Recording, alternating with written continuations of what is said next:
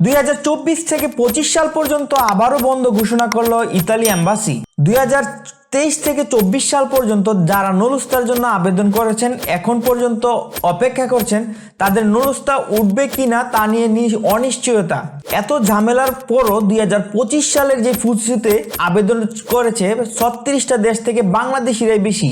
নির্বাচন কমিশন থেকে যারা 2007 সালের আগে জন্মগ্রহণ করেছেন তাদেরকে নতুনভাবে ভোটার হওয়ার সুযোগ দিয়েছেন বাংলাদেশ নির্বাচন কমিশনার। সো আরও অনেক ইনফরমেশন থাকবে আজকের ভিডিওতে, আপনারা ধৈর্য সহকারে পুরো ভিডিওটি দেখবেন। আর আমার চ্যানেলে নতুন হলে অবশ্যই সাবস্ক্রাইব করে দিবেন, এবং যারা অলরেডি আমার চ্যানেলকে সাবস্ক্রাইব করে দিয়েছেন তাদেরকে অসংখ্য ধন্যবাদ। তো দেরি না করে চলুন ভিডিওটি শুরু করা যাক।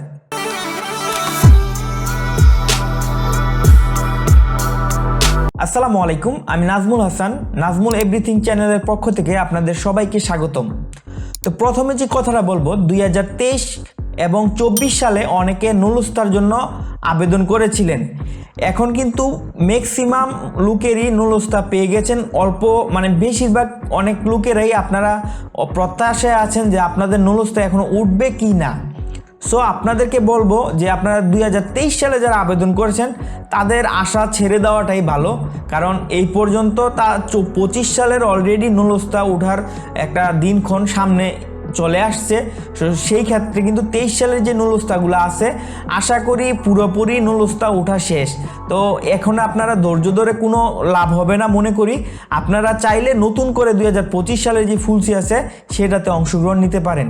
সেই সাথে কথা বলবো 2024 সালে যারা আবেদন করেছেন তো তাদের কিন্তু 95% আপনার নুলুস্তা উঠে গিয়েছে। 5% হাতে গোনা ভাগ্যক্রমে, যদি আপনার ভাগ্য ভালো থাকে এখনও অরিজিনাল নুলুস্তা ওঠার সম্ভাবনা আছে।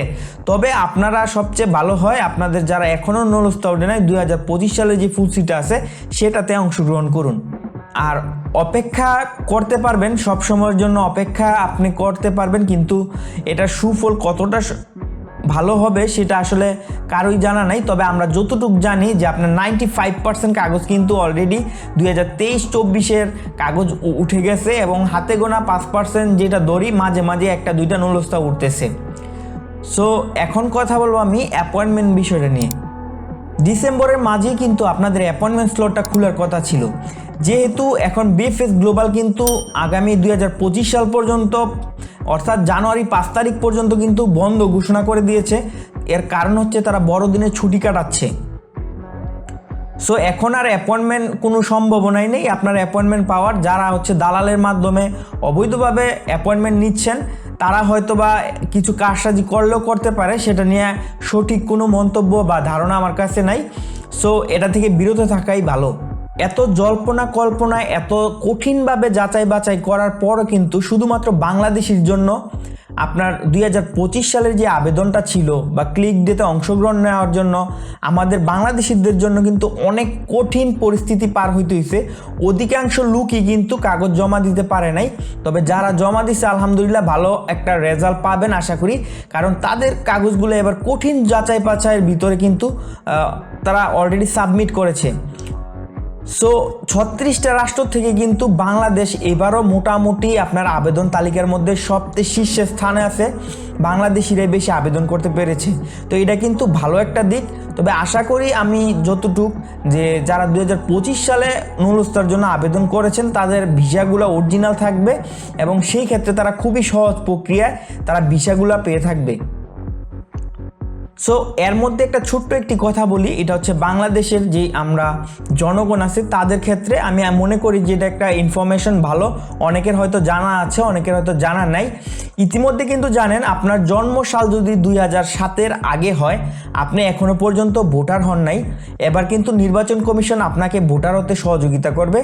আর আপনাদেরকে যার যার স্থানীয়ভাবে উপজেলা পর্যায়ক্রমে কিন্তু আপনারা যোগাযোগ করে আপনাদের ভোটার নিশ্চিতভাবে আবার হতে পারবেন, ঠিক আছে। সো আপনারা দেরি না করে যারা ভোটার হওয়ার ইচ্ছুক বা প্রবাসী আছেন বা দেশে আসতেছেন, তো তারা হয়তো অনেকের ইনফরমেশনগুলো জানেন না, তো আপনাদেরকে এই ভিডিওর মাধ্যমে একটু দেশ সচেতনমূলক আপনাদেরকে এই ভিডিওর ইনফরমেশনটা দিলাম। আপনারা 2007 সালের আগে অবশ্যই জন্মগ্রহণ হয়ে থাকলে এখন পর্যন্ত ভোটার হন নাই, আপনাদের জন্য একটা মোক্ষম সুযোগ এই সময়টায়। তো আপনারা দেরি না করে অবশ্যই কাজে লাগাবেন এই সময়টাকে। তো আমাদের এই ইনফরমেশনগুলো পেয়ে আপনারা কিন্তু অনেকেই সন্তুষ্ট না, কারণ হচ্ছে এক এক ব্লগারের এক এক কথা। এই কারণে কিন্তু আপনারা অবশ্যই সন্তুষ্ট না। তো আপনাদেরকে সন্তুষ্ট করার জন্য আমার চ্যানেল থেকে আমি একটা উদ্যোগ নেই, যেটা হচ্ছে কিছু বিএফএস গ্লোবাল কর্মকর্তার সাথে সরাসরি ইন্টারভিউর যেই কথাগুলো হয় সেই কথাগুলো আপনাদেরকে ভিডিওর মাধ্যমে রেকর্ড আমি আপনাদেরকে আপলোড করব। সো যেহেতু এখন বিএফএস গ্লোবাল বন্ধ আছে, আমি চেষ্টা করব আগামীকালকে আমার অ্যাপয়েন্টমেন্ট বিএফএস গ্লোবালের যেই তারা প্রতিনিধি আছে তাদের সাথে কথা বলে আপনাদেরকে পরবর্তী ভিডিওতে আমি আপলোড দেওয়ার জন্য। এই ভিডিওটি একটু বড় হবে, বিভিন্ন টাইপের কথা নিয়ে হবে। সো 2টা ভিডিও আকারে এটি আপলোড করব, হয়তোবা আগামীকালকের পরের দিন একটা পেতে পারেন বা এর পরের দিন একটা পাবেন, মানে 2টা পর্বতে হচ্ছে পুরো ভিডিওটা থাকবো। তো আপনারা চাইলে কিন্তু দেখবেন আমার ভিডিওতে, আর অবশ্যই কমেন্ট করবেন। আপনাদের কমেন্টের কিন্তু প্রত্যেকের কমেন্টের রিপ্লাই আমি দেই। তো আমার চ্যানেলে যারা নতুন এখন পর্যন্ত, আপনাদেরকে রিকোয়েস্ট করব আমার চ্যানেলটাকে সাবস্ক্রাইব করেন, আর যারা অলরেডি এখন পর্যন্ত সাবস্ক্রাইব করে রেখেছেন তাদেরকে অসংখ্য ধন্যবাদ। এবং সেই সাথে কিন্তু কমেন্ট করতে অবশ্যই ভুলবেন না, এবং আমার ভিডিও ভালো লাগলে শেয়ার করবেন। তো সবাই সুস্থ থাকবেন, ভালো থাকবেন। আসসালামু আলাইকুম।